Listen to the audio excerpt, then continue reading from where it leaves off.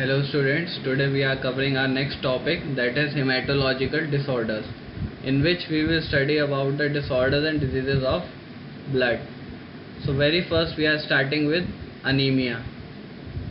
So I will like to introduce you what actually anemia is. बहुत ही basic और common language का term है हमारा अनीमिया.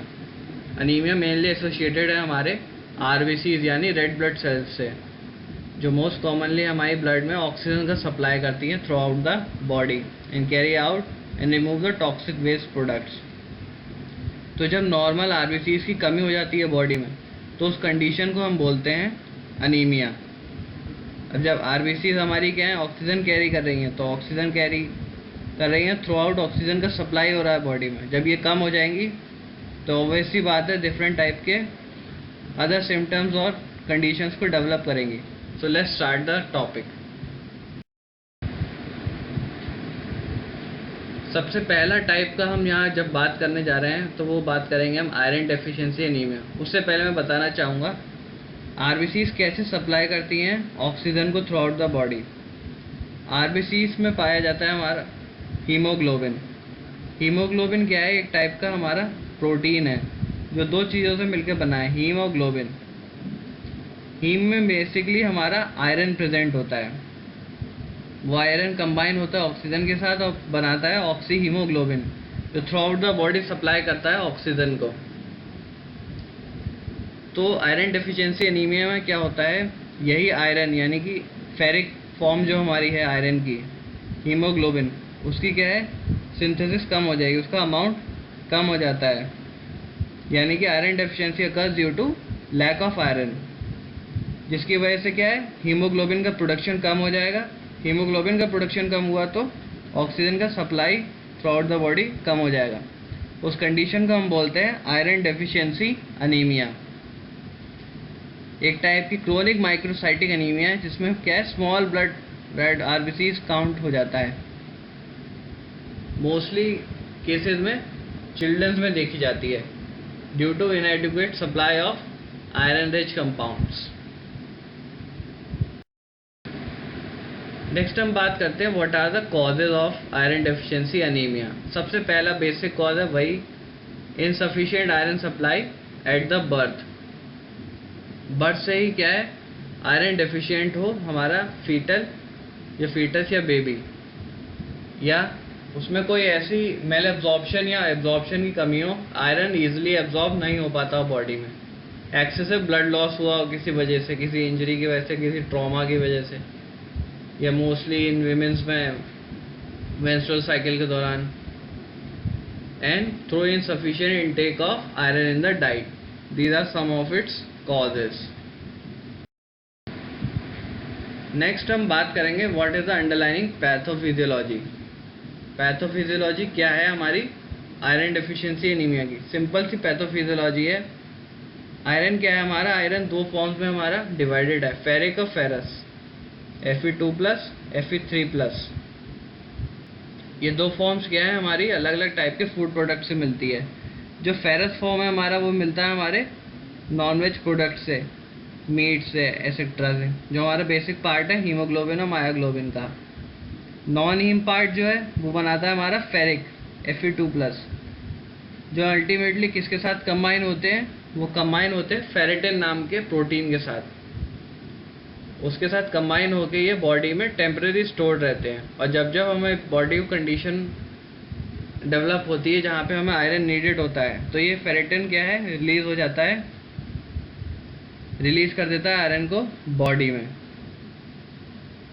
तो बेसिकली क्या है पैथोजेनेसिस सिंपल सी इसकी बस यही है कि आयरन हमारा कंबाइन होकर किसके फेरेटिन के साथ, या हीमोस्टेरिन, ट्रांसफेरिन, ये कुछ टाइप के प्रोटीन्स हैं, ट्रांसपोर्टेशन प्रोटीन्स, जो आयरन को टेम्परेरी स्टोर करते हैं. इनके इंटेस्टिनल स्टोर्स डिप्लीट होने लगते हैं, या नॉर्मल हीमोग्लोबिन लेवल हमारा उतना नहीं रहता जितना होना चाहिए. तो ये कुछ अंडरलाइनिंग पैथोफिजियोलॉजिकल कॉजेज है हमारे आयरन डेफिशिएंसी एनीमिया के. साइन एंड सिम्टम्स की बात करते हैं. सबसे पहला हमारा आता है sore throat, sore tongue, shortness of breath, fatigue, pale skin, inflammation, brittle nails, cold hand and feet, headache, dizziness, ये सब कुछ साइन एंड सिम्टम्स हैं हमारे आयरन डेफिशिएंसी एनीमिया। ट्रीटमेंट की बात करें तो ट्रीटमेंट में सबसे पहला हमारा आता है थ्रू डाइट के थ्रू हम रेगुलेट कर सकते हैं आयरन डेफिशिएंसी एनीमिया को। इफ़ इम्प्रॉपर आयरन ले रहे हैं हम तो आयरन को इंट्रोड्यूस करके अपनी डाइट में हम उसकी कमी को फुलफ़िल कर सकते हैं। फोलिक एसिड है, फिर कुछ सप्लीमेंट्स हैं, आर्टिफिशियल सप्लीमेंट्स हैं, या कुछ आयरन थेरेपीज़ हैं, कुछ और आयरन सप्लीमेंट्स या कुछ और आयरन टॉनिक्स वगैरह दे के हम ईजिली इससे रिकवर हो सकते हैं। नेक्स्ट हम बात करते हैं एक और टाइप के अनीमिया की जिसे हम नाम देते हैं मेगैलोब्लास्टिक अनीमिया। ये भी एक अनीमिया का ही टाइप है। इसमें क्या रहता है, इसमें जो हमारा एक ऐसी कंडीशन है जिसमें हमारी बॉडी में क्या है, स्ट्रक्चरली एबनॉर्मल और इमेच्योर आरबीसीज बनने लगती है। मेगैलो का मतलब ही हो गया इमेच्योर आरबीसीज। उस कंडीशन को हम बोलते हैं megaloblastic anaemia as well as deficiency of folic acid. दो तरीके की होती है ये, पर्नीशियस अनीमिया और फोलेट अनीमिया। पर्नीशियस अनीमिया क्या है? पर्नीशियस अनीमिया है हमारा megaloblastic anaemia arising due to vitamin 12 deficiency. Cyanocobalamin की कमी से जो कंडीशन डेवलप हो रही है उस कंडीशन को हम नाम दे रहे हैं पर्नीशियस अनीमिया। दूसरा हमारा है फोलेट डेफिशिएंसी। फोलेट डेफिशिएंसी क्या है हमारी? फोलेट डेफिशिएंसी की वजह से जो मेगैलोब्लास्टिक अनीमिया हो रहा है उसे हम नाम दे रहे हैं folate deficiency anaemia, also known as lack of folate. सबसे पहले हम बात करते हैं पर्नीशियस अनीमिया की। तो पर्नीशियस अनीमिया में क्या होता है? पर्नीशियस अनीमिया एक टाइप का हमारा अनीमिया है जिसमें विटामिन 12 की कमी हो रही है। इसमें क्या रहता है, हमारे स्टमक से एक प्रोड्यूस होता है इंट्रिंसिक फैक्टर जो क्या है विटामिन 12 के साथ कंबाइन होके ट्रांसपोर्ट हो जाता है हमारे ल्यूमेन की तरफ। ल्यूमेन से ये ईजिली एब्जॉर्ब हो जाता है हमारी बॉडी में। लेकिन पर्नीशियस अनीमिया की कंडीशन में क्या है, ये इंट्रिंसिक फैक्टर बंद हो जाता है हमारे स्टमक में प्रोड्यूस होना, या इनसफिशिएंट अमाउंट में प्रोड्यूस होता है। तो उस कंडीशन को हम कह रहे हैं pernicious anaemia. In this anaemia RBCs are larger than normal. जैसे कि मैंने बताया अभी, स्ट्रक्चरली एबनॉर्मल और इमेच्योर आरबीसीज डेवलप होती हैं। अब हम बात करते हैं फोलेट डेफिशिएंसी अनीमिया की।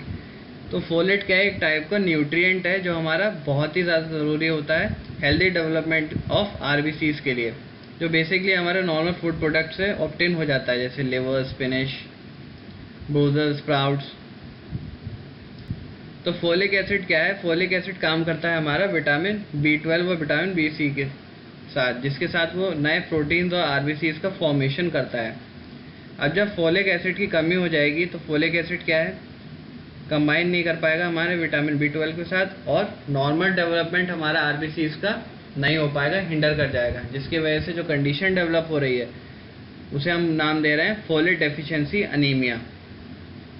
फोलेट क्या एक टाइप का हमारा विटामिन बी है, वाटर सॉल्युबल विटामिन है, जो इजीली वाटर सॉल्युबल विटामिन जो होते हैं हमारे बॉडी में स्टोर नहीं होते हैं, इजीली रिमूव आउट हो जाते हैं, इसलिए बहुत नेसेसरी होते हैं ये हमारे बॉडी के लिए। अब हम बात करते हैं अंडरलाइनिंग कॉजेज़ क्या होते हैं। सबसे पहले जो हमने पढ़ा अंडरलाइनिंग कॉज क्या है, जब हमारा इंट्रिंसिक फैक्टर डेवलप नहीं होगा हमारे पैराइटल सेल्स ऑफ स्टमक से, तो क्या है, एक कॉम्बिनेशन जो हमने पढ़ा था intrinsic factor vitamin B12 complex नहीं बन पाएगा। वो नहीं बनेगा तो विटामिन B12 हमारा एब्जॉर्ब नहीं होगा। वो एब्जॉर्ब नहीं होगा तो जिसकी वजह से हमारा जो नॉर्मल डेवलपमेंट आरबीसीज का वो डिटेरियोरेट कर जाएगा, जिसकी वजह से improper and large RBCs develop होंगी। दूसरा हमारा कुछ डाइजेस्टिव डिसऑर्डर है, कोई डाइजेस्टिव डिसऑर्डर है तो इंट्रिंसिक फैक्टर प्रोड्यूस नहीं होगा। अल्कोहल अब्यूज़ है, पुअर डाइट है, फोलिक एसिड की कमी है हमारी डाइट में, तो कोई इंटेस्टाइनल डिसफंक्शन है जिसकी वजह से एब्जॉर्ब नहीं हो पा रहा है vitamin B12, certain kind of anti-epileptic drugs such as phenytoin. These are some of the underlying causes. अब बात करते हैं पैथोफिजियोलॉजी की। तो CD4 टी सेल्स होती हैं हमारी, एक टाइप की इम्यून सेल्स हैं, वाइट ब्लड सेल्स हैं, जिनकी एक्टिवेशन से क्या है, ये डैमेज करती है हमारे गैस्ट्रिक म्यूकोसा से। गैस्ट्रिक म्यूकोसा में क्या प्रोड्यूस होता है हमारा इंट्रिंसिक फैक्टर। ये इंट्रिंसिक फैक्टर हमारा कंबाइन होता है विटामिन B12 के साथ, जो बनाता है इंट्रिंसिक फैक्टर विटामिन कॉम्प्लेक्स, जो इजीली पास हो जाता है हमारे स्मॉल इंटेस्टाइन में थ्रू ल्यूमेन। वहाँ से ये एब्जॉर्ब होकर सीधे ट्रांसफ़र होता है हमारे बोन मैरो में, जहाँ पे प्रोडक्शन होता है RBCs का, और लिवर में ये मोस्टली स्टोर्ड रहता है विटामिन B12 हमारा। तो जब decrease secretion of intrinsic factor होगा तो ये कॉम्प्लेक्स बनेगा नहीं। कॉम्प्लेक्स नहीं बनेगा तो ये दोनों चीज़ें विटामिन B12 और इंट्रिंसिक फैक्टर कंबाइन नहीं होंगे। जब ये दोनों कंबाइन नहीं होंगे तो ये कॉम्प्लेक्स फॉर्मेशन नहीं होगा, जिसकी वजह से अल्टीमेटली क्या डेवलप होगा हमारा पर्नीशियस अनीमिया। ये है अंडरलाइनिंग पैथोफिजियोलॉजी की। साइन एंड सिम्टम्स की बात करते हैं। सबसे पहला साइन एंड सिम्टम हमारा आता है headache, dementia, memory loss, slight jaundice, weight loss, headache, depression, tingling and numbness of hand and feet, muscle weakness.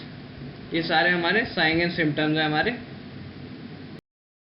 Anaemia के। ट्रीटमेंट की बात करें तो सिंपली हम क्या है, फोलेट डेफिशिएंसी को रिमूव कर सकते हैं, फोलेट को इंट्रोड्यूस करके हमारी डाइट में। इवन हमें जब ज़्यादा क्वांटिटीज़ में चाहिए तो हम कुछ सप्लीमेंट्स के थ्रू या कुछ इंट्रावेनस सॉल्यूशंस के थ्रू हमें इसे इनकॉर्पोरेट बॉडी में कर सकते हैं। ईजिली अवेलेबल होता है हमारे ग्रीन लीफी वेजिटेबल्स, फ्रूट्स में, और ईजिली हम इससे रिकवर कर सकते हैं। Thank you.